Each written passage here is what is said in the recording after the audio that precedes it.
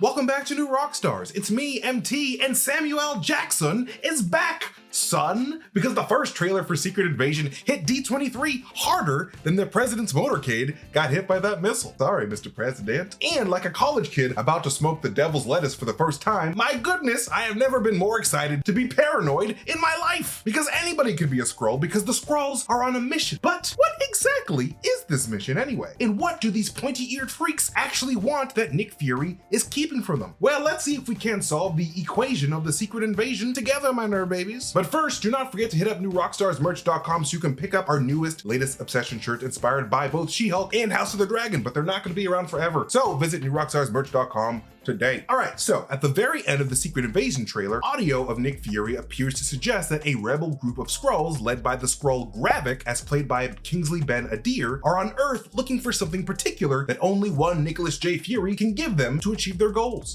This is my war alone.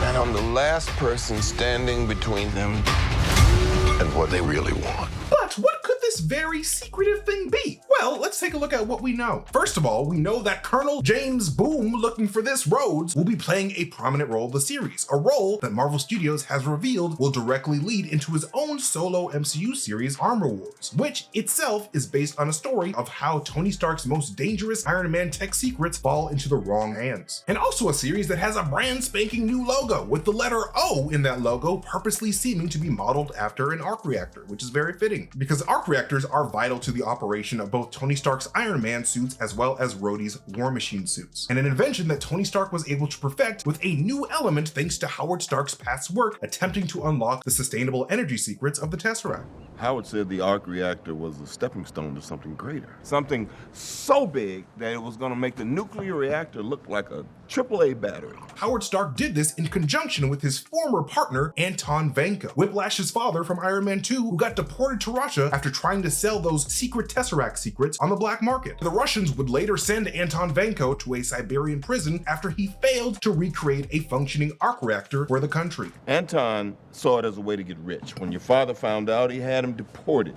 When the Russians found out he couldn't deliver, they shipped his ass off to Siberia, and he spent the next 20 years in a vodka-fueled rage. And we also know from the Captain Marvel film that the Skrulls initially came to Earth in search of refuge from the Kree-Skrull War, with Kree scientist Mar-vell providing the Skrulls safe passage aboard her completely hidden spaceship laboratory high above Earth's orbit while she continued to study the Tesseract, much like Howard Stark did. And one of the main places that Mar-vell learned the most about the Tesseract is, of course, when she was undercover on Earth as Dr. Wendy Lawson at S.H.I.E.L.D.'s Project Pegasus facility. Mar-vell was able to construct a light-speed engine that she hoped to use to get her Skrull refugee friends to safety somewhere far away from the Kree-Skrull War, a mission that Carol Danvers, of course, takes up at the very end of Captain Marvel. A light-speed engine that the Kree wanted to use to win the war, but Mar-vell, the person, decided to use to try to end the conflict. This isn't about fighting wars.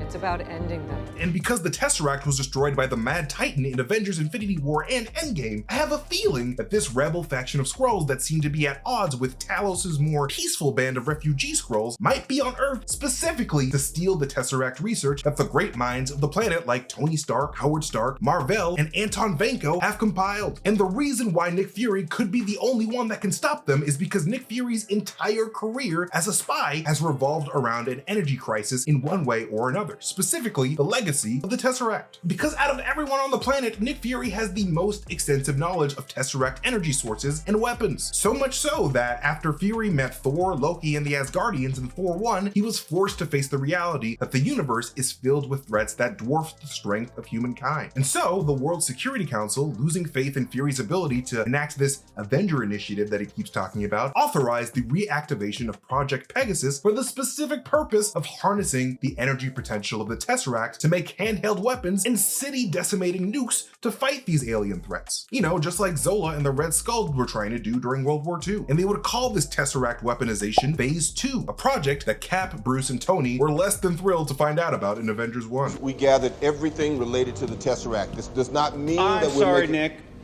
What were you lying? I was wrong, Director.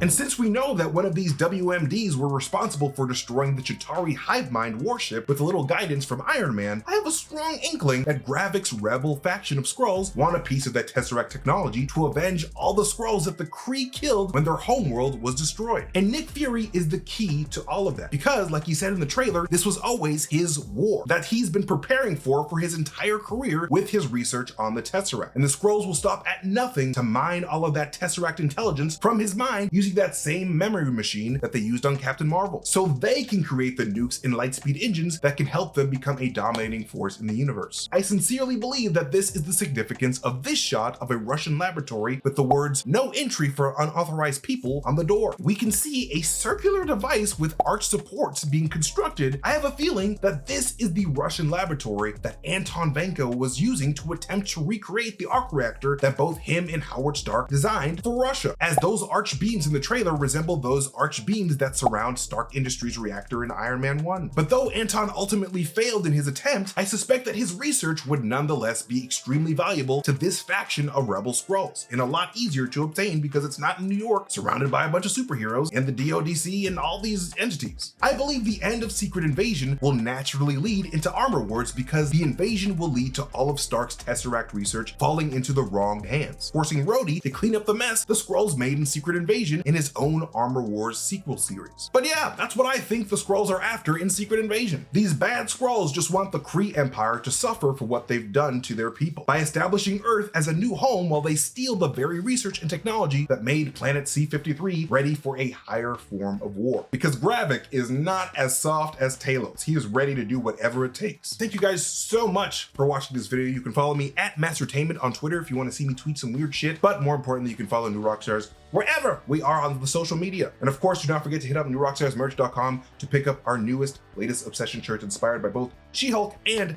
House of the Dragon. They're not gonna last forever, so pick them up today. Thank you again for watching this video and for spending time with me. I love you guys so much, and I'll see you guys later. Goodbye.